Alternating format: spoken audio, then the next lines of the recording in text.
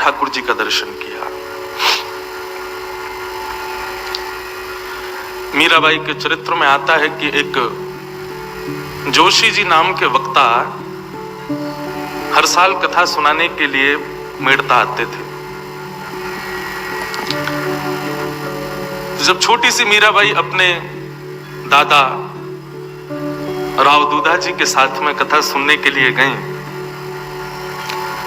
तो बाकी के बच्चे तो ऊधम मचा रहे हैं, शैतानी कर रहे हैं, कोई रो रहा है, कोई चीख रहा है, कोई सो रहा है। लेकिन भक्तिमती मीराबाई 4 साढ़े 4 वर्ष की आयु में भी इतने ध्यान लगा करके नमग्न होकर के कथा सुनती, और जैसे जैसे कथा में कोई रस की चर्चा आती तो मीराबाई के अपने आप ही नेत्रों से आंसू आते। राव दूधा जी पूछते, लाली तू क्यों रो रही है? तो मीराबाई बोलती, पता नहीं क्यों ये जोशी जी जो बात कहते हैं, कभी कभी हृदय में मानो ऐसा लगता है कि कोई जलाशय उफान ले रहा है, और वही उफान मेरे नेत्रों से बहने लगता है। कथा सुनने के लिए गई। कथा के पश्चात जब कथा विश्राम हुई तो जोशी जी जो वक्ता थे उन्होंने कहा कि भाई किसी के हृदय में कोई प्रश्न हो तो पूछ लो। कथा विश्राम हो रही है, किसी के हृदय में कोई जिज्ञासा हो तो पूछ लो। कोई जिज्ञासा अधूरी रह करके मत जाना, कुछ भी जिज्ञासा हो पूछ लो। किसी के हृदय में कोई जिज्ञासा नहीं। एक एक करके सब दक्षिणा रखते जा रहे हैं, प्रणाम करके जाते जा रहे हैं। जोशी जी सबसे कह रहे हैं कोई जिज्ञासा तो नहीं भाई, सब समझ आ गया। बोले आपने 7 दिन कथा सुनाई, उसके बाद भी कोई जिज्ञासा? हमारे हृदय में कोई जिज्ञासा नहीं।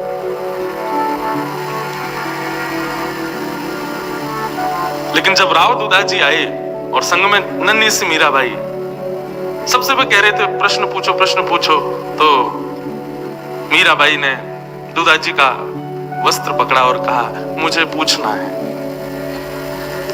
राव दूधा जी बोले तुझे क्या पूछना है? बोले उनसे ही पूछूंगी, मुझे पूछना है। राव दूधा जी गए, प्रणाम किया मंच पर। जोशी जी ने भी सत्कार किया। राजा हैं, महाराजा हैं। राव दूधा जी बोले आप सबसे कह रहे हैं प्रश्न पूछो, हमारी लाली आपसे प्रश्न करना चाहती है। जोशी जी ने कहा ये छोटी सी लाली क्या पूछेगी? क्या पूछना है बेटा बताओ। अब जोशी जी तो ऐसे ही उसको पुचकार रहे थे जैसे कोई 1-2 साल का बालक। अब बालक तो वो है ही है, 4 साल की है, निश्चित है 4 साल 3 साल का बालक आता है तो मन में लाड़ ही आता है उसके प्रति। लेकिन जोशी जी ने थोड़ा सा ऐसे मीराबाई को थोड़ा पुचकार के अपने कार्य में लग गए। हाँ पूछो बेटा क्या पूछना है। उनको लगा कि ऐसे कोई प्रश्न होगा, छोटी बालिका है।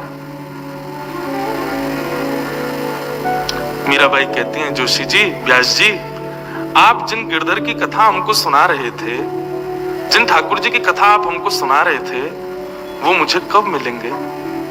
वो मेरे जीवन में कब आएंगे? उनका साक्षात दर्शन मुझको कब होगा? अपनी पोथी को समेट रहे, अपनी व्यास मंच को समेट रहे जोशी जी स्तब्ध हो गए। स्तब्ध होकर के मीराबाई की ओर देखने लगे। 4 वर्ष की बालिका के नेत्र लाल पड़े हैं, छोटे छोटे अश्रुबिंद टपक रहे हैं और होठ कांप रहे हैं, और वो बालिका कह रही है मुझे गिरधर कब मिलेंगे? कोई उत्तर नहीं था व्यास जी के पास, लेकिन इतना प्रेम उमड़ रहा था मीराबाई के प्रति।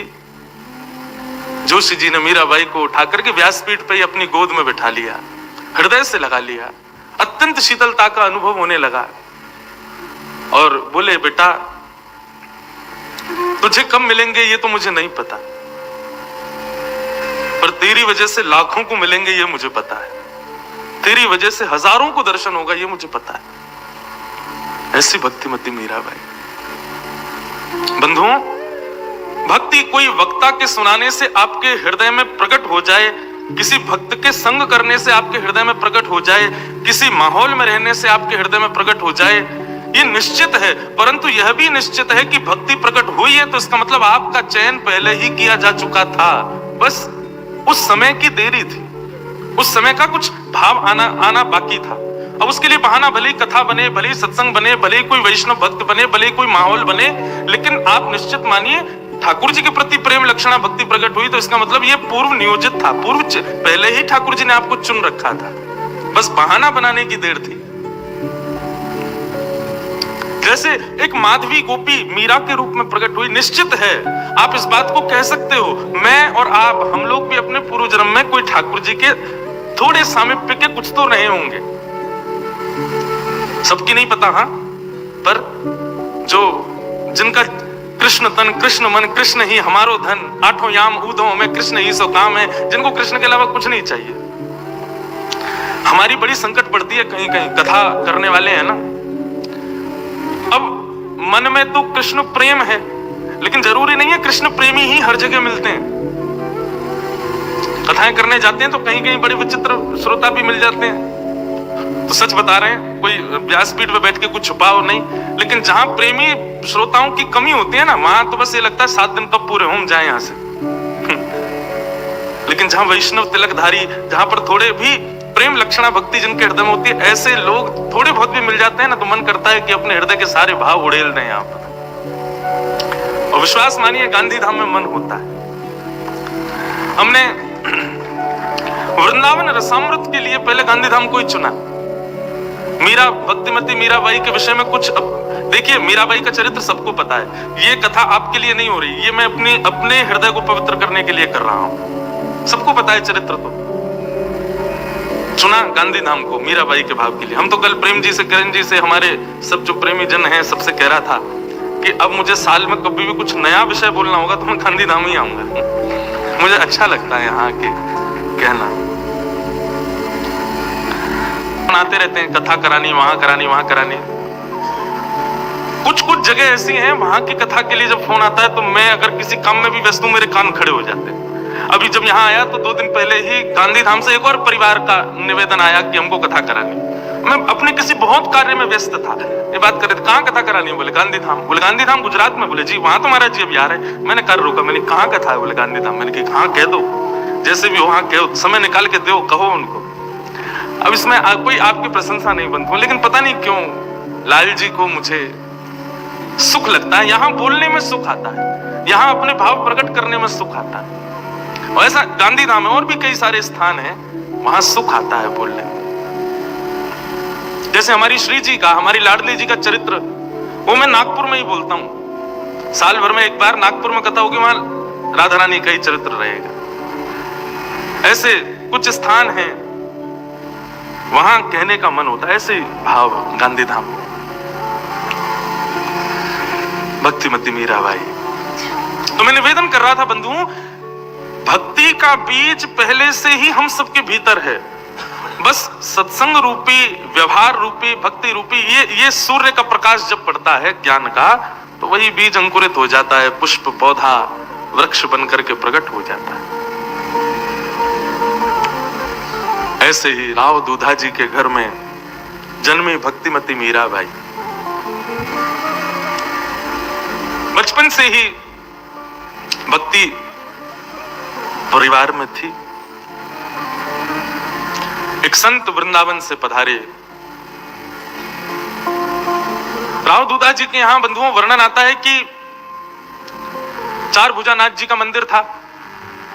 संत जन वहां आते थे, परंतु यदि कोई वैष्णव आता था अपनी सेवा लेकर के, कोई संत पधारते थे जिनकी सेवा संग होती थी, उनकी व्यवस्था राव दूधा जी अपने महल में ही करते थे कि भाई ठाकुर जी संग आए हैं, उनकी 8 समय का भोग प्रसाद सब बनाने में यहां सुख रहेगा, इसलिए अपने महल में ही व्यवस्था करते थे। वृंदावन के संत पधारे, अपने ठाकुर जी के साथ पधारे। मीराबाई कथा तो सुनती ही थी। आज मीराबाई को पता चला कि कोई वृंदावन से महात्मा पधारे। राव दूधा जी बोले चलो मीरा, संत पधारे, दर्शन करके आए, और उनके साथ ठाकुर जी भी आए हैं वृंदावन से। अब तो मीराबाई इतनी प्रसन्न हो गई, वृंदावन से ठाकुर जी आए। बंधुओं, सबसे बड़ी बात आप मीराबाई के चरित्र में एक चीज देखेंगे, उन्होंने कभी ठाकुर जी को धातु नहीं समझा। मार्बल के हैं, ब्लैक स्टोन के हैं, अष्ट धातु के हैं, पीतल के हैं, सोने के, चांदी के, ये भाव भी कोई बोलता था ना, मीराबाई उसको शांत करती। बोले नहीं, ऐसा मत बोलो। मीराबाई कहती कि जैसे मेरा चित्र किसी ने बनाया तो मेरा चित्र है, तो इसका मतलब यह भी है कि मैं भी हूं। प्रतीक ही चित्र के रूप में आता है। चित्र है तो जरूरी नहीं कि मैं कभी था ही नहीं ना, मैं हूं तभी तो मेरा चित्र बन पाया। मीराबाई कहती प्रतीक है तो इसका मतलब श्याम सुंदर भी हैं। ऐसा हो ही नहीं सकता कि श्याम सुंदर नहीं और उनका प्रतीक बना दिया किसी ने। कई बार नास्तिक लोगों से भी मिली मीराबाई, उनको भी आस्तिक बनाया। कोई कहता भगवान नहीं, तो मीराबाई बोली अच्छा कैसे नहीं है। मीराबाई का यही उत्तर रहता, बोले तुम्हारा चित्र किसी ने बनाया, इसका मतलब तुम थे या तुम हो, इसीलिए तुम्हारा चित्र बना है। ठाकुर जी का प्रतीक है मूर्ति के रूप में, धातु के रूप में, किसी भी रूप में, तो इसका मतलब ठाकुर जी हैं। वो कभी अपने मन में अविश्वास नहीं। भक्ति की बंधुओं तीन धारा, विश्वास, संबंध और समर्पण। मीराबाई के चरित्र में तीनों मिलेंगे आपको। बाल्यकाल से इतना विश्वास ठाकुर जी के प्रति, कभी ये नहीं विचार किया कि कोई मूर्ति। मीराबाई जब संत के यहां गई, संत पधारे मेड़ता में, राजभवन में विराज रहे हैं, उनके ठाकुर जी की सेवा चुपचाप बैठ करके देख रही। मीराबाई जब सेवा का दर्शन कर रही थी तो बंधुओं मीरा चरित्र कहीं कुछ ऐसे कई लोगों ने बहुत कुछ कहा, मैं सबको पढ़ पढ़ा के देख देख के किसने क्या कहा सबके भाव लेके आया हूं। तो कहीं ऐसा वर्णन आता है कि मीराबाई केवल देखती रही, परंतु एक जगह मैंने एक कवि का लेखनी देखी तो वहां वो कहते हैं कि जब मीराबाई दर्शन कर रही थी ना, तो ठाकुर जी त्रिभंग लली उनका स्नान करा रहे थे। संत स्नान के बीच में मीराबाई अपलक नेत्रों से जब देख रही थी तो ठाकुर जी ने अचानक ही ऐसे इशारा किया मीराबाई को, और जैसे ये इशारा हुआ मीराबाई का रोम रोम कंपित हो गया, रोए खड़े हो गए, और देखते ही मीराबाई उतावली हो गई। अब तो वो रोने लगी, ये तो मुझे बुला रहे हैं, ये तो मेरे हैं, ये तो मेरे ही हैं, मेरे पास ही रहेंगे, ये तो मेरे हैं। मीराबाई हट करने लगी। दूधाजी बोले अरे नहीं, हमारे चार भुजानाथ जी हैं ना, वही हैं हमारे, ये संत भगवान के, ऐसे मत करो। संत भगवान भी सुनकर के आश्चर्यचकित हो गए, बोले बालिका आई आती कहने लगी तो मेरे ठाकुर जी। दूधाजी बोले अब छोटे बालक का स्वभाव होता है, दूसरे के खिलौने को देख के भी रोता है कि ये मेरा है। आप चिंता मत करो भगवान, क्षमा करो। दूधाजी मीराबाई को ले गए, लेकिन मीराबाई तो रोमे, चिल्लामे, ना खावे ना पीवे, छोटी सी मीराबाई। मुझे तो गिरधर लाल चाहिए, मुझे तो वही ठाकुर जी चाहिए। अब मीराबाई कैसे वर्णन करे कि वो मुझे ऐसे बुला रहे थे अपने पास। रात भर रोती रही, माँ बैठी है, पिताजी बैठे हैं, दूधाजी बैठे हैं खिलाने के लिए, लेकिन खा ही नहीं रही कुछ भी, बस रोए जा रही हैं। संत भगवान अपने ठाकुर जी की सेवा कर रहे थे। उनके साथ एक सेवक आया था, उस सेवक को किसी ने जाके बता दिया, बोले कि दूधाजी की जो पोती है मीरा, उसने जब से तुम्हारे ठाकुर जी देखे तब से उसने भोजन पानी सब छोड़ दिया, रो रही है, उसको यही चाहिए। और आपस में चर्चा ऐसी हुई कि भाई देखो तुम लोग समझो बात को, राजा दूधाजी साधारण नहीं है, और राव दूधाजी की पोती अगर एक दिन दो दिन भोजन नहीं करेगी तो तुमको पता परिणाम क्या होगा। राजा है भैया, ये किसी के सगे नहीं होते। संत को डाल देंगे कारागृह में, ठाकुर जी जाके दे देंगे मीराबाई को। सेवक ने जाके ये बात महात्मा जी को सुना दी।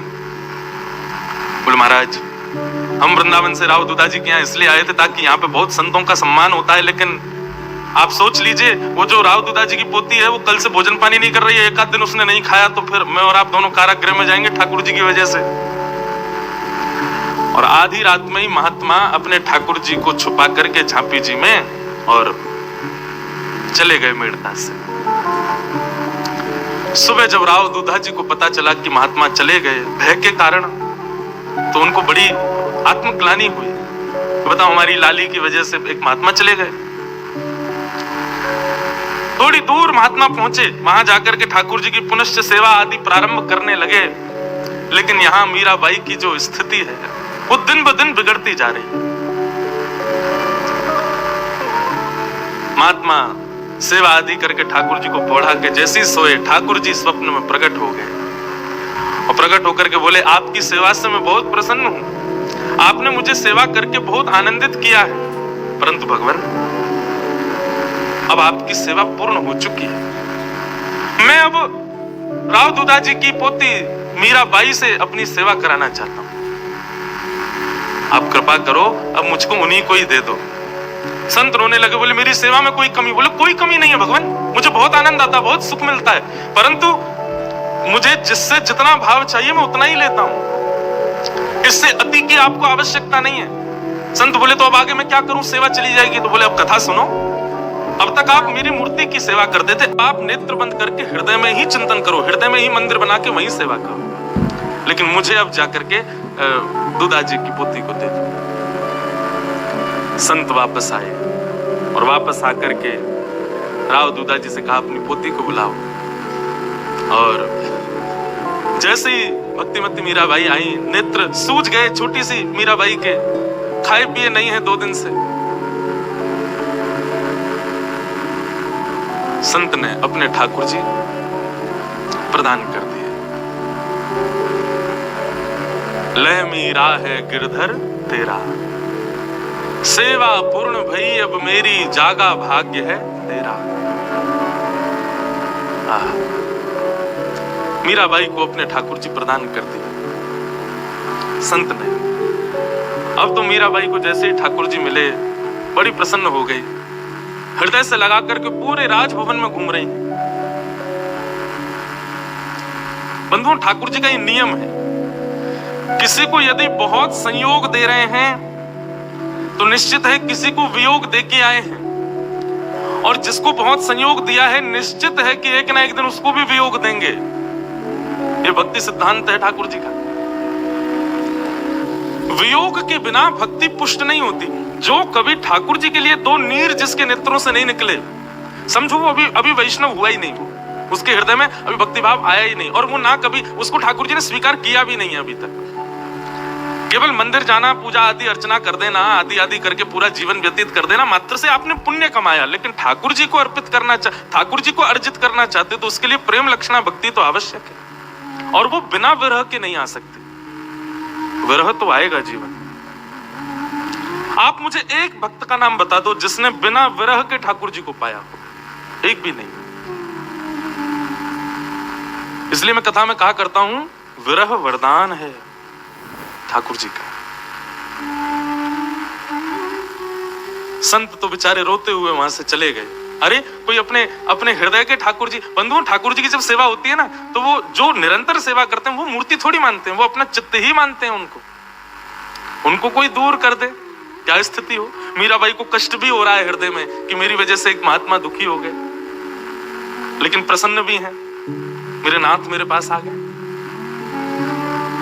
संत तो चले गए। अब मीराबाई ठाकुर जी को लेकर के अपने कक्ष में आ गई।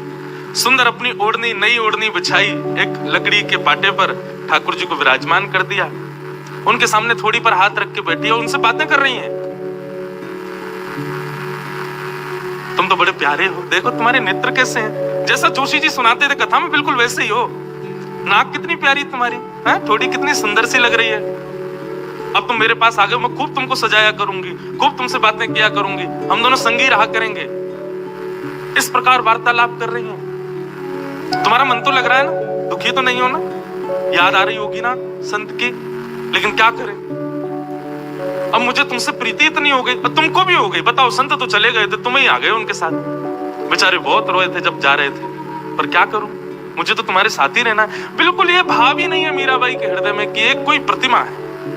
वो चर्चा करती हैं और प्रश्न भी करती हैं और उत्तर भी स्वयं ही सुन लेती हैं। हमारे घर में एक और ठाकुर जी हैं, 4 भुजानाथ, तुमने देखा उनको? मैं दिखाऊंगी, मैं लेके चलूंगी, उनको देखना। रोज ऐसे बनकर के बैठते हैं जैसे दुल्हा हूं, लेकिन मैं भी उनसे सुंदर तुमको सजाया करूंगी। ऐसी वार्ता मीरा करती। घर के सब लोग मीराबाई के इन भावों को एक बालपन मान करके समझ जाते हैं। राव दूधा जी के पास गई, बोले कि अब तो मेरे गोपाल जी आ गए हैं, दादाजी उनका नामकरण करो। राव दूधा जी बोले कुछ भी नाम धर दो, बहुत सारे नाम हैं इनके। बोले नहीं, आप कोई एक नाम बताओ। बहुत सारे नाम बताए। बोले गोपाल जी रख दो, कन्हैया रख दो, कृष्ण रख दो, माधव रख दो, मधुसूदन रख दो, केशव रख दो, गिरधर रख दो। मीरा बोली अंत में कौन सा नाम बताया आपने? बोले गिरधर। हाँ दादाजी, गिरधर अच्छा नाम है, गिरधर प्यारा नाम। अब मैं इनको गिरधर बोलूंगी, लेकिन दादाजी गिरधर नाम का मतलब क्या होता है? तब राव दूधा जी मीराबाई को बैठा के सुनाने लगे। ब्रजवासियों के देवता इंद्र इंद्र की पूजा ब्रजवासी करते थे। तब श्री कृष्ण ने सबको समझाया, बोले कि भैया इंद्र तो देव है, ऐसे 33 कोटि देवताओं के अधिपति नारायण हमारे ब्रजमंडल में गोवर्धन नाथ के रूप में विराज रहे हैं, उनकी पूजा करो। सब ब्रजवासियों ने 56 भोग बनाए, बैलगाड़ियों में सजा करके लेकर के गए और जाकर के गोवर्धन नाथ का अभिषेक किया, परिक्रमा की, पूजा की। इंद्र को गुस्सा आया तो इंद्र ने मेघमाला बरसा दी और जैसे ही वर्षा बरसने लगी तब नन्हे से बाल कृष्ण ने 7 कोस लंबे चौड़े गिरिराज पर्वत को अपने बाम हस्त की कन्नी उंगली पर धारण कर लिया और उस समय सब ब्रजवासियों ने उनका नाम गिरधर रखा। सुना मीरा, ये है तुम्हारे गिरधर। राव दूता जी कथा सुना रहे थे, लेकिन मीरा से कोई प्रत्युत्तर ना मिलने पर थोड़े भयभीत से हुए। क्या हुआ? पीछे मुड़ करके देखा तो मीराबाई अचेत पड़ी थी। दौड़े सब लोग, दौड़ करके जल का छिड़काव किया, होश में लाने के लिए प्रयास किया। तब जाकर के शाम होते होते मीराबाई को चेतना आई और मीराबाई को मानो कुछ स्वप्न जैसा दिखा, कुछ दृश्य दिखे।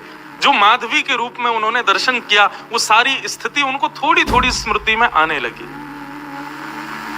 मीराबाई अब थोड़ी और शांत रहने लगी, उनको थोड़ा थोड़ा अनुभव होने लगा, अपने पूर्व जन्म की स्मृति थोड़ी थोड़ी जागने लगी। मीराबाई के माता पिता को बड़ी चिंता है इस बात की, हमारी बेटी साधारण नहीं है, खिलौने से खेलती नहीं, सजने का इसको शौक नहीं, गीत कहीं गाए जाते तो ये आती नहीं, 24 घंटे केवल अपने गोपाल जी के पास बैठी रहती है, उन्हीं की सेवा पूजा अर्चना करती रहती है। तब मीराबाई के पिताजी ने उनकी मां को बताया, बोले देवी सुनो, जब मीरा का जन्म हुआ था तब ज्योतिषियों ने कई बातें तो खुल करके बताई, पर एक बात गोपनीय रूप से मुझे बताई कि महाराज आपके केवल एक ही संतान है जीवन में, आपके और कोई संतान नहीं होगी और यह संतान भी साधारण नहीं रहेगी, ये भगवत भक्ति की पराकाष्ठाओं को पार करेगी, मुझे ऐसा ब्राह्मण देवता ने बताया था। तुम देखो ना हमारे मेड़ता में कितने संत आते हैं, कितने वैष्णव आते हैं। अरे भले परिवार के लोग प्रसन्न नहीं होते मीरा की स्थिति से, लेकिन तुम देखो ना जितने भी संत आते हैं मीरा को देख के कितने हम लोगों को आशीर्वाद देके जाते हैं कि तुम सौभाग्यशाली हो, ऐसी बेटी है तुम्हारी। कितना संत आशीर्वाद देके जाते हैं। बंधु ये बात निश्चित है कि आप जब भगवत भक्ति के अनुगामी बनेंगे तो परिवार तो आपसे दूर हो ही जाना है, धीरे धीरे सब दूर होंगे। इसलिए मैं पहले ही निवेदन कर दूं, जिनको परिवार में ही रहना है और परिवार से ही संपूर्ण जीवन यापन करना है, भक्ति के मार्ग के बाउंड्री लाइन पे ही रहना, भीतर मत आ जाना, क्योंकि भीतर आए सब छूट जाएगा और आप छोड़ोगे ऐसा नहीं, वो छोड़ देंगे आपको। मीराबाई की स्थिति राजा राव दूधा जी के घर में किसी को नहीं भाती, लेकिन जितने भी संत आते हैं सबको भा जाती है। और इसी बीच एक अद्भुत संत का आगमन हुआ मीरा जी के जीवन में, जिनका नाम था श्री निवृत्तिनाथ जी। राव दूधा जी अपने पूरे परिवार के साथ ठाकुर जी रणछोड़राय भगवान का दर्शन करने के लिए निकले मेड़ता से। एक एक रात्रि चलते, दिन भर चलते, रात में एक जगह पड़ाव होता, फिर दिन भर चलते, फिर रात्रि पड़ाव होता। एक दिन रात्रि में एक नदी के किनारे एक जगह पड़ाव हुआ, वहीं पर सबके शिविर लगाए गए और सब रुके हुए थे। चर्चाएं आदि सब चल रही थी। राव दूधा जी भोजन के लिए बैठे, तभी उन्होंने कहा मीरा कहाँ है, बुला के लाओ। सबने ढूंढा लेकिन पूरे शिविर में मीराबाई नहीं मिली। तब किसी ने देखा कि वहीं पीछे एक नदी थी और उस नदी के ऊपर चट्टान के ऊपर मीराबाई बैठी। सबने जाकर के मीराबाई को देखा तो मीराबाई नदी के उस पार बैठे हुए एक महात्मा को देख रही है, उन महात्मा का दर्शन कर रही है। राव दूधा जी ने कहा मीरा क्या कर रही हो? दादाजी कोई वैष्णव संत बैठे हैं सामने, मुझे उनका दर्शन करके बहुत सुख मिल रहा है, इसलिए मैं उनको देख रही थी। राव दूधा जी ने पूरे सैनिकों के साथ जाके, परिवार के साथ जाके महात्मा को प्रणाम किया। श्री निवृत्तिनाथ जी बैठ करके थोड़ी देर सत्संग आदि हुआ। मीराबाई ने वहां भी कुछ जिज्ञासाएं की। निवृत्तिनाथ जी मीराबाई की जिज्ञासा से बड़े प्रसन्न हो गए और उन्होंने भी वही कहा जो हमेशा संत कहते थे। बोले कि दुदा जी, आपकी ये लाली साधारण नहीं है। इसके भाव, इसके प्रश्न बताते हैं कि ये साधारण नहीं है। राव दुदा जी ने कहा, भगवान अगर आप कृपा करें तो आप भी हमारे साथ ठाकुर जी यात्रा पर चलें, बीच में एक सत्संग होता रहेगा, अच्छा लगेगा। बंधु, एक बात आप हमारी बहुत ध्यान से समझ लीजिएगा। आपको ठाकुर जी प्रिय लगते हैं तो आपके हृदय में क्या भाव आएंगे मुझे नहीं पता, पर ठाकुर जी को आप प्रिय लगते हो तो निश्चित है कि आपको वैष्णव, संत और सत्संग इनमें बड़ी रुचि हो जाएगी। आप राव दुदा जी को देखिए, मीराबाई के पूरे परिवार को देखिए, वे कभी भी प्रायोरिटीज के रूप में संसार को नहीं रखते। सदैव संत हो, सदैव सत्संग हो, सदैव वैष्णव वार्ता हो, इसी को प्रधानता देते हैं। अब हम लोग यात्रा में कहीं जाए, हम क्यों चाहेंगे कि बीच में हम कथा ही सुने? हम तो गाने चलाते हुए जाते हैं गाड़ियों में, गाने सुनेंगे, कुछ भी उधम करते हुए, नाचते गाते हुए, खेलते कूदते हुए जाना प्रिय लगता है। परंतु राव दुदा जी राह में मिले एक साधारण संत जिनसे कोई परिचय भी नहीं है, बस उनसे निवेदन कर दिया आप चलो संग में, ताकि बीच बीच में जहां पड़ाव पड़े तो आपका भी सत्संग सुनने को मिलेगा। ये ठाकुर जी आपसे प्रेम करते हैं तभी ऐसा होता है। संतों के प्रति ऐसे भाव तभी प्रकट होते हैं। हमारे अष्ट सखा कहते हैं, गिरधर जब अपनों करी जाने। ठाकुर जी ने आपको अपना बनाया कब जानो? बोले ताको मन भक्तन की सेवा, संत चरण रज सदा लुभाने, गिरधर जब अपनों करी जाने। माफ कीजिएगा बंधु, लेकिन आपकी किसी भी स्थिति में आप वैष्णवों के प्रति, संतों के प्रति, भक्तों के प्रति ज्यादा निष्ठा आपके हृदय में प्रकट नहीं हो पाती है, तो इससे आप संकुचित मत होइएगा, क्योंकि वो जब प्रकट होती है तभी ऐसा संभव हो सकता है कि ठाकुर जी आपसे प्रेम करते होंगे। निश्चित है। श्री निवृत्तिनाथ जी राव दुदा जी के उस यात्रा में संग हो लिए। मीराबाई ने निवृत्तिनाथ जी से कहा, भगवान हम ठाकुर जी क्यों जा रहे हैं? निवृत्तिनाथ जी बोले, हम भगवान का दर्शन करने जा रहे हैं। बोले, जोशी जी कथा में बताते थे कि भगवान तो सब जगह रहते हैं, जड़ चेतन आकाश पृथ्वी जंगम खंबायु अग्नम सलिलम महिम, जब भगवान सब जगह है, फिर एक उस ठाकुर जी को देखने के लिए हम ठाकुर जी क्यों जा रहे हैं? निवृत्तिनाथ जी बड़े प्रसन्न हो गए। मतलब रोज के सत्संग का विषय मीराबाई ही देती है निवृत्तिनाथ जी को। और छोटी सी मीराबाई का भाव सुनकर के निवृत्तिनाथ जी बोले, बैठो मीरा, मैं सुनाता हूं। ठाकुर जी हैं तो सब जगह, लेकिन कहीं कहीं भक्तों की प्रेम लक्षणा भक्ति पर ठाकुर जी जब कृपा करते हैं और कृपा करके अपने भक्त के लिए कहीं विराजमान हो जाते हैं, तो वैष्णव लोग आस्था को और अपने भाव को और पुष्ट करने के लिए उस स्थान का दर्शन करते हैं। बेटी, ऐसे स्थान विश्वास को और दृढ़ करते हैं, इसलिए ऐसे स्थानों पर जाना चाहिए। भगवान है तो सब जगह, लेकिन हमारे भीतर विश्वास दृढ़ हो उसके लिए ऐसे तीर्थों में हमें जाना चाहिए। कथा है डाकोर नगर के एक गृहस्थ जीवन जीने वाले वैष्णव की, जो कि हर एकादशी पर द्वारिका जाते हैं और द्वारिका जाकर के ठाकुर जी का दर्शन करते, रात भर जागरण करते द्वारिकाधीश के सामने बैठ करके, और जागरण करने के पश्चात फिर वापस ठाकुर जी आते। धीरे धीरे ये क्रम करते करते करते करते वो वैष्णव वृद्ध हो गया।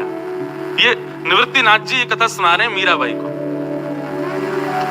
वैष्णव वृद्ध हो गया। अब वृद्ध हो गया तो पहले जैसी ऊर्जा नहीं रही, जाने में इतनी दिक्कत भी होती थी। कई बार तो एकादशी पूर्ण हो जाती, द्वादशी लग जाती, बेचारे तब पहुंचते, आके फिर ठाकुर जी से क्षमा मांगते, भगवान मेरा नियम थोड़ा सा टूट रहा है, क्या करूं, वृद्धावस्था हो गई है मेरी, अब मैं ज्यादा कुछ कर नहीं पाता, भगवान अब क्या बताएं, ठाकुर जी से द्वारिका इतना दूर भी तो है।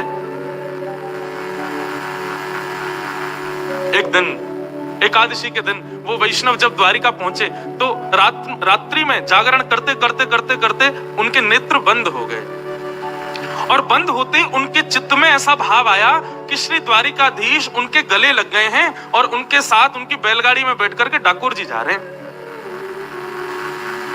ये दृश्य जैसे उनको अपने चित्त में दिखा चित्त में दिखा वो भाव, नेत्र खोल करके जब उन्होंने अनुभव किया, बोले कि कहीं ठाकुर जी आज्ञा तो नहीं कर रहे कि तू मुझको ले चल।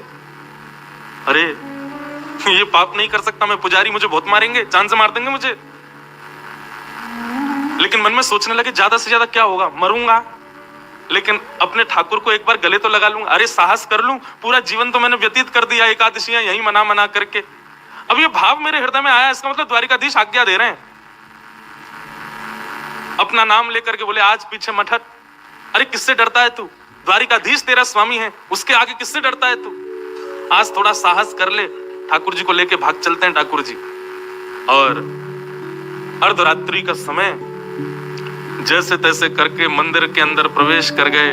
सामने शंख चक्र गदा पद्मधारी चतुर्भुज द्वारिकाधीश का दर्शन किया। आहा, मन में पहले विचार करने लगे ये तो बड़े भारी होंगे, इनको कैसे उठाऊं। लेकिन जैसे ही अंक में भर के उठाया तो मानो ठाकुर जी कोई 2 महीना के बालक के समान हल्के हो गए। पहले से तैयार बैठे थे, ले चल मुझे। गोदी में लेकर के आए, अब आकर के अपनी जल्दी से चुपचाप, अभी अर्धरात्रि का समय कोई उठा नहीं होगा, धीरे धीरे ब्रह्म मुहूर्त का समय हो रहा था, मंगला की आरती का समय होने वाला था। जल्दी से लेकर के आए, अपनी बैलगाड़ी में ठाकुर जी को लिटाया, अपने पटके से उनको ढक दिया और लगे अपने बूढ़े बूढ़े बैलों को चलाने।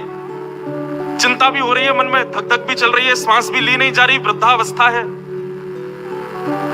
प्रसन्न भी हो रहे हैं कि ठाकुर जी मेरे साथ चल दिए, लेकिन दुखी भी हो रहे हैं। बोले पुजारियों को जब पता चलेगा तो मेरा हाल क्या होगा।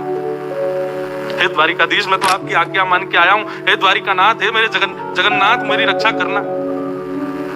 मीराबाई कथा सुन रही है और सुन करके बार बार ताली बजाती है, नेत्रों से कभी आंसू आ जाते, पहुंच करके सुनती है।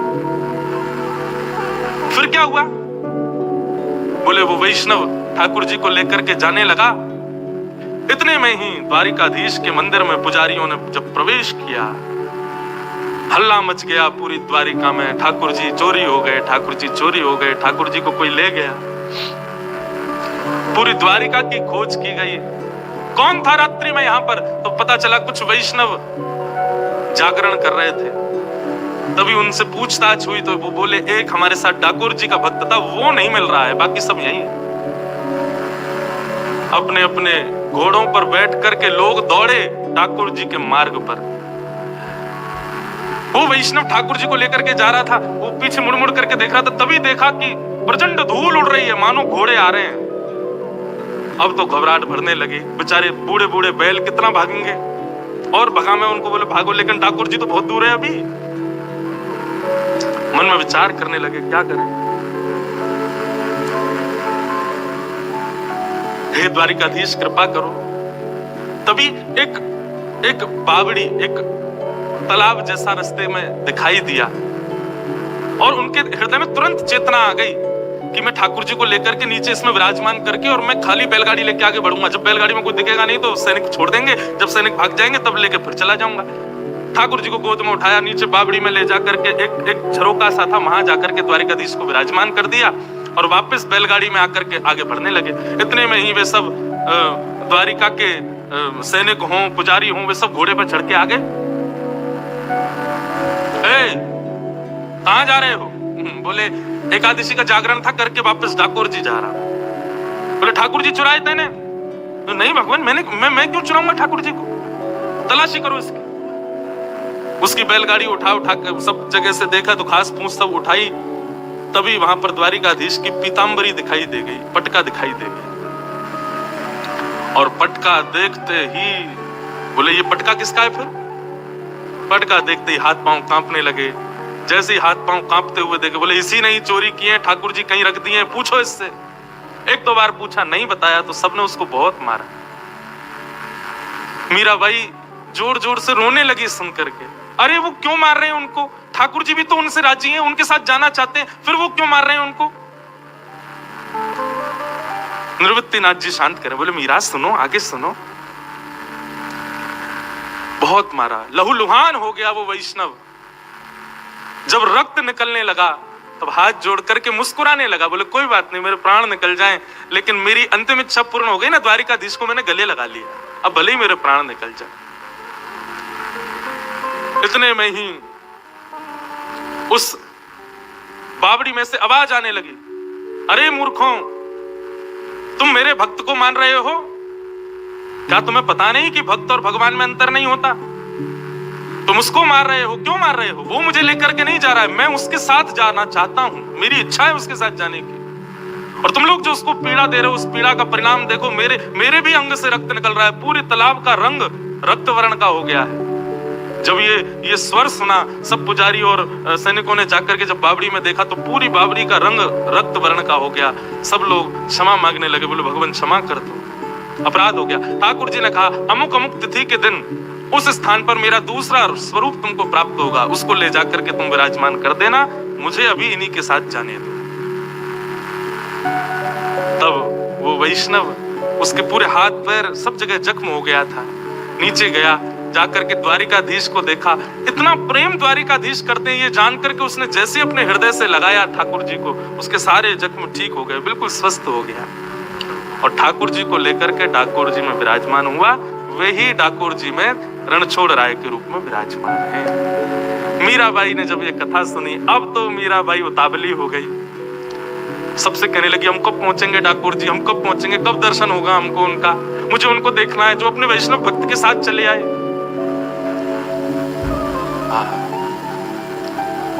ऐसे निवृत्तिनाथ जी मीराबाई के जीवन में भक्ति को और पुष्ट करने के लिए पधारे और सब वैष्णवों के साथ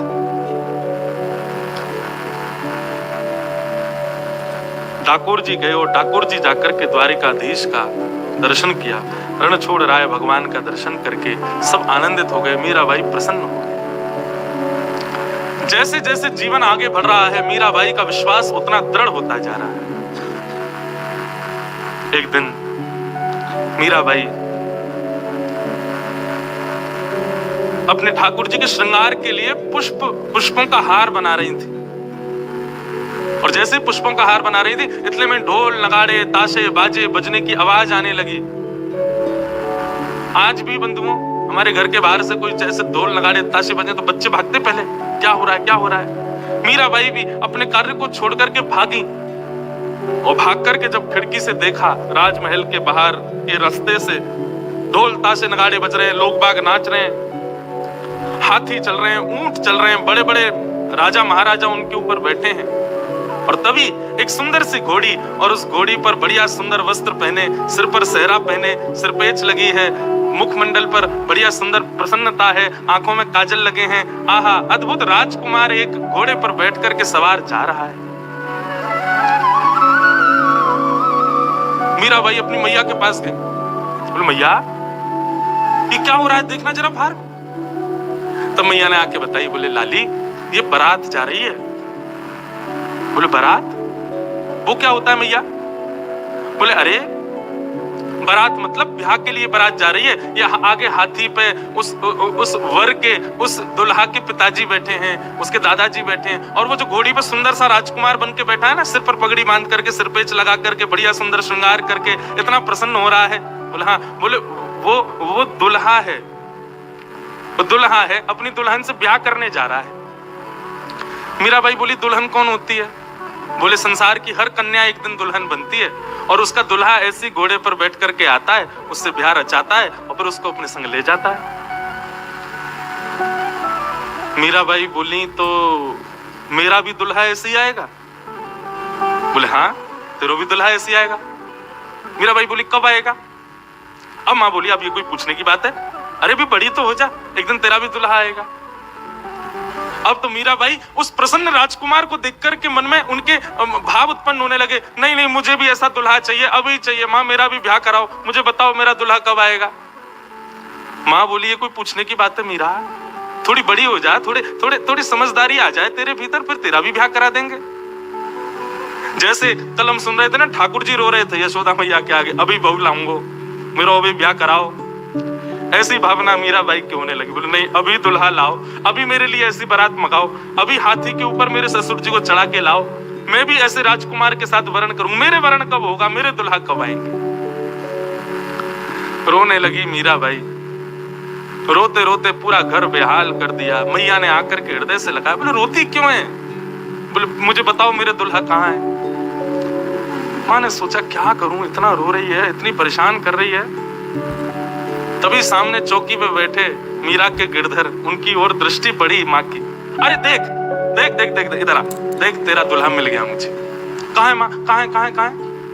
बोले वो देख, वो चौकी पे बैठा है सज धज के बढ़िया तैयार होकर के, वही तेरो दुल्हा है, वही तेरो बींद है। राजस्थानी में दुल्हा को बोलते हैं बींद, और तू वाकई बींदड़ी है, यही तेरो बींद है। मीराबाई बोली ये तो मेरो गिरधर है, ये तो मेरो गोपाल है। बोले नहीं नहीं मीरा, यही तेरो बींद है। बोले सच? बोले हाँ सच, यही तेरो बींद है। अब तो मीराबाई ने आज तक तो ठाकुर जी को देखती ही थी, पर आज जब मैया ने ऐसा कहा कि यही तेरे पति हैं, इस भाव को सुनकर के जब मीराबाई ने ठाकुर जी को देखा, तो आज ठाकुर जी थोड़े और प्रसन्न दिखाई दे रहे हैं। आज गिरधर लाल थोड़े और आनंद में दिखाई दे रहे हैं। मीराबाई तो प्रसन्न हो, आनंद में भर गई। अब माँ तो जैसे तैसे मीरा को शांत करके वहां से चली गई, लेकिन मीराबाई अब अपलक नेत्रों से ठाकुर जी को देख रही। मानो अपनी मन को, अपनी बुद्धि को, अपने तन को, अपने भाव को, हर भाव को ये समझा रही है कि यही मेरा बींद है, यही मेरा पति है, यही मेरा सर्वस्व है। ऐसा भाव। अब तो बींद मिल गया मीराबाई, उन्हीं को देखती हैं, उन्हीं को सिहाती हैं, उसी भाव से दर्शन करते हैं। गिरधर जन्म मरण रासा थी, मीराबाई का भाव है। अब तो ठाकुर जी को देखती हैं और मन में भाव करती हैं, अब तो मतलब मृत्यु पर्यंत ये मेरे संगी रहेंगे, यही मेरे बींद हैं। बहुत सुंदर भाव। गिरधर जन्म मरण रासा थे, गिरधर जन्म मरण रासा। ऐसे नहीं बंधु, आप सब भी मीराबाई के भावों को हृदय में धारण करो, भाव से मेरे साथ में गाओ। केवल मीराबाई के जन्म मरण के साथी हो रही हैं, हमारे आपके हम सबके ठाकुर जी साथी हैं, जीवन पर्यंत संग रहे बारे। गिरधर जन्म मरण रासा थे, गाओ। गिरधर जन्म मरण रासा थे, ओ याए नाय बिसरूं दिन राती, ओ याए नाय बिसरूं दिन राती, ओ याए नाय बिसरूं दिन राती,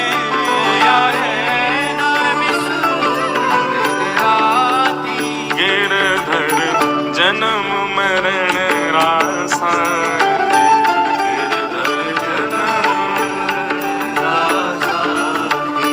गिरधर जन्म मरण रासा। बोल द्वारिकाधीश की।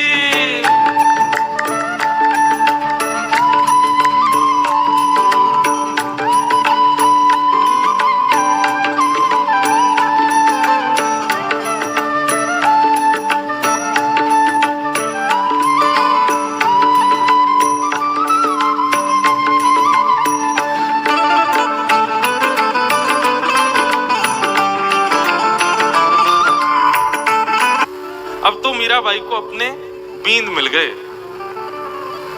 अब तो मीराबाई इस भाव से, पहले से ही उनका मूर्ति भाव तो था ही नहीं। अब तो माँ ने बता करके कि यही तेरे पति हैं, यही तेरे बींद हैं, इनसे ही ब्याह होगा तेरा। तब से तो मन बुद्धि चित्त देह हर स्थिति में अब तो ठाकुर जी उसके सर्वस्व हो गए।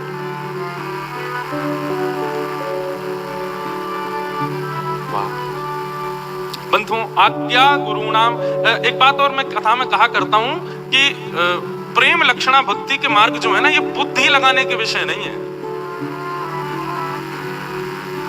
जो लोग तर्क कुतर्क और वितर्क करते हैं ना, वो कभी ठाकुर जी से प्रेम नहीं कर पाते। ऐसा कैसे कर दिया, ये कैसे हो गया, ये तो हो ही नहीं सकता, ये तो संभव ही नहीं है। जिनके हृदय में ऐसे कुतर्क रहते हैं, ऐसे कुतर्कियों को आप कितना भी उत्तर दे दो, फिर भी उनका कुतर्क खत्म नहीं होता। प्रेम लक्षणा भक्ति बुद्धि का विषय नहीं है बंधु, भाव का विषय। मीराबाई बुद्धि नहीं लगाती कहीं भी, माँ ने समझा दिया, बता दिया, बस मीरा का अटल विश्वास उसी दिन से परिपक्व हो गया, यही मेरे सर्वस्व हैं। अब तो उन्हीं को देखती है और वो और उनकी और प्रिय मैं कैसे बनूं, बस वही विचार करती है। निवृत्तिनाथ जी ने पहले ही वचन दिया था दूधा जी को कि जब ठाकुर जी गए थे कि मैं आपकी इस बालिका को समय आने पर योग की शिक्षा दूंगा, क्योंकि मैं दूर तक देख पा रहा हूं ये साधारण बालिका नहीं है। योग निवृत्तिनाथ जी अपने संपूर्ण ग्रंथों को लेकर के और बड़े भावों को लेकर मीराबाई को शिक्षा देने के लिए पधारे। 6 महीना साल भर अब अध्ययन चलेगा मीराबाई का, योग साधना और संगीत सब सीखेंगे, और साथ साथ राजकुमारी हैं तो घोड़ा चलाना भी सीखेंगी, तलवार चलाना भी सब सीखना ही है। परंतु बंधु आश्चर्य की बात यह हुई कि योग निवृत्तनाथ जी 4 दिन बाद दूधा जी के पास गए और जाकर के बोले, भगवान अब आज्ञा दीजिए, मैं जाना चाहता हूं। दूधा जी बोले, आप अभी तो आए भगवान, 4 दिन पहले आप मीरा को योग ध्यान साधना आदि सब सिखाने के लिए आए थे, उसको अध्ययन कराने आए थे। आप 4 दिन में ही कहां जा रहे हैं? अब वो बेचारी कहां जाएगी, किससे पढ़ेगी? निवृत्तनाथ जी के चेहरे का आव भाव बता रहा था कि उनके पास शब्द नहीं है बोलने को। दूधा जी बोले, भगवान कोई अपराध बन गया हम लोगों से, आप क्यों जा रहे हैं? निवृत्तनाथ जी कहते हैं, दूधा जी मैंने आपको पहले ही कहा था कि आपकी बालिका साधारण नहीं है। वर्ष भर में जो एक बालक को सीखना चाहिए वो आपकी मीरा ने 4 दिन में सीख लिया है। तो मैं क्या सिखाऊं उसको, मैं क्या बताऊं उसको? मैं इतनी पोथियां लाया था लेकिन मेरे पास कुछ बचा नहीं है कि जो मैं उसको सिखाऊं। वो निश्चित ही अपने प्रारब्ध से, अपने पूर्व जन्म से और ना जाने कहां से उसके पास में सब कुछ है, केवल एक गुरु बताने वाला चाहिए, वो सब जानती है। इतनी छोटी आयु में उसके हृदय में ध्यान, तप, योग, साधना सब विद्यमान है। मैं आधा शब्द बोलता हूं, पूरा वाक्य मीरा कर देती है। उसको सिखाने की जरूरत नहीं, वो सब जानती है, उसको सब पता है। और 4 दिन में निवृत्तनाथ जी चले गए। बोले आपकी बेटी को सब आता है, उसको कुछ बताने की आवश्यकता नहीं।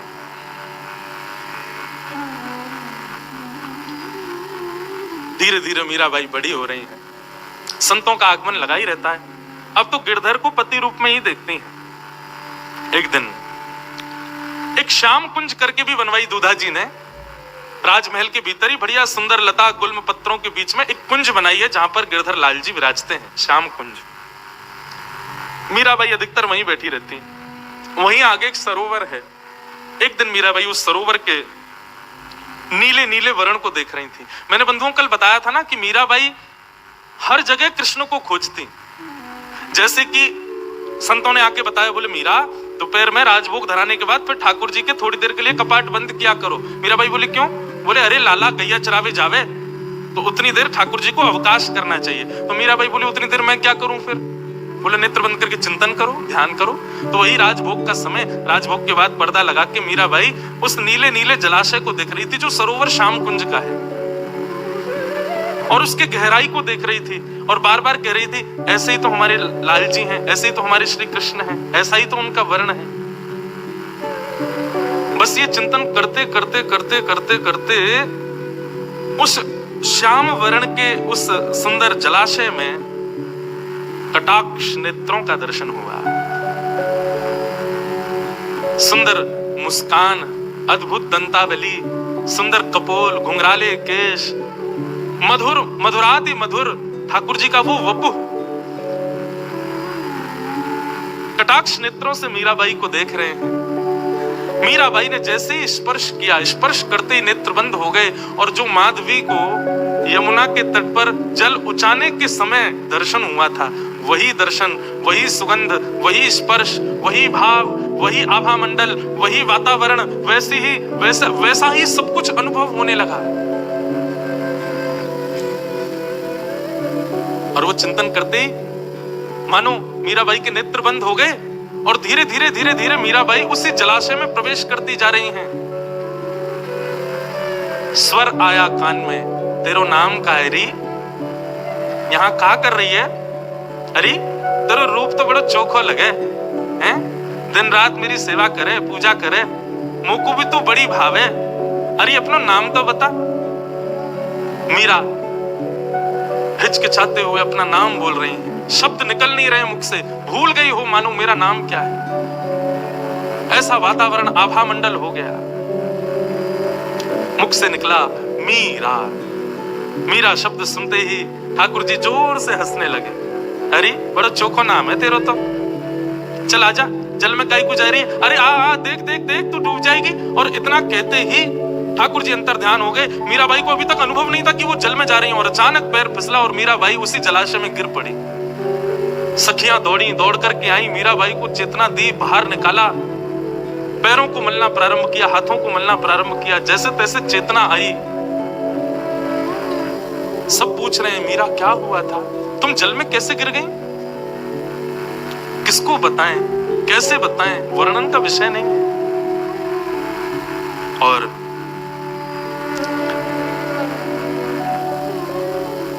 शाम का समय जब हुआ, अचेत अवस्था में बैठी है मीरा।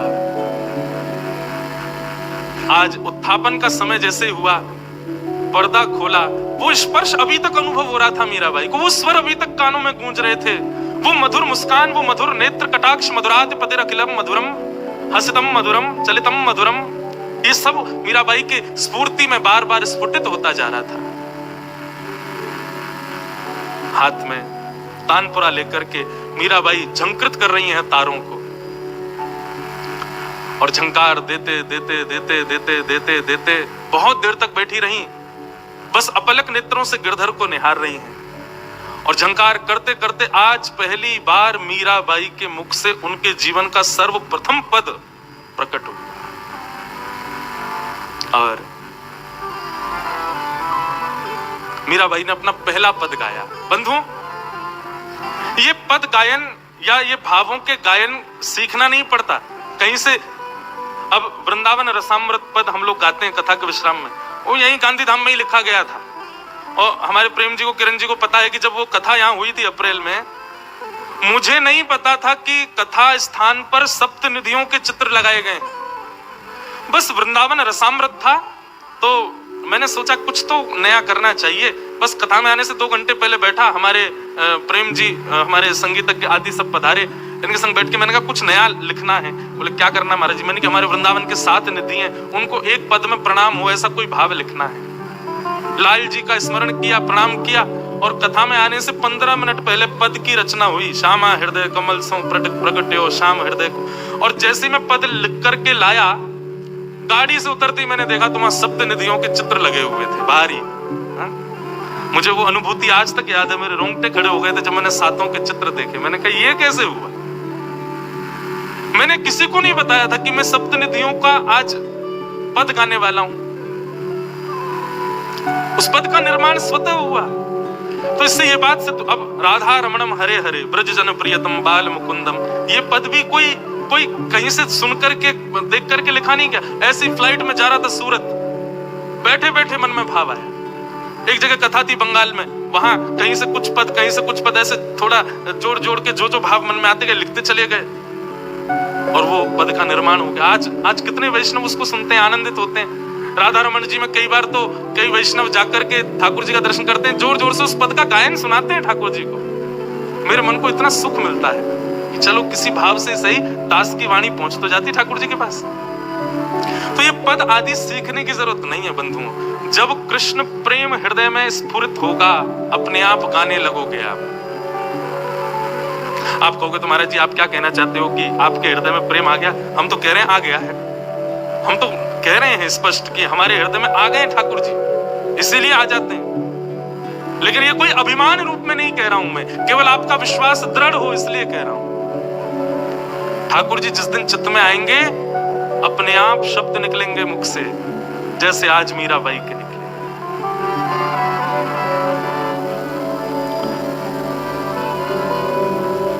पहला पद मीराबाई का, निपट बंक छवि अटके नैना, निपट बंक छवि अटके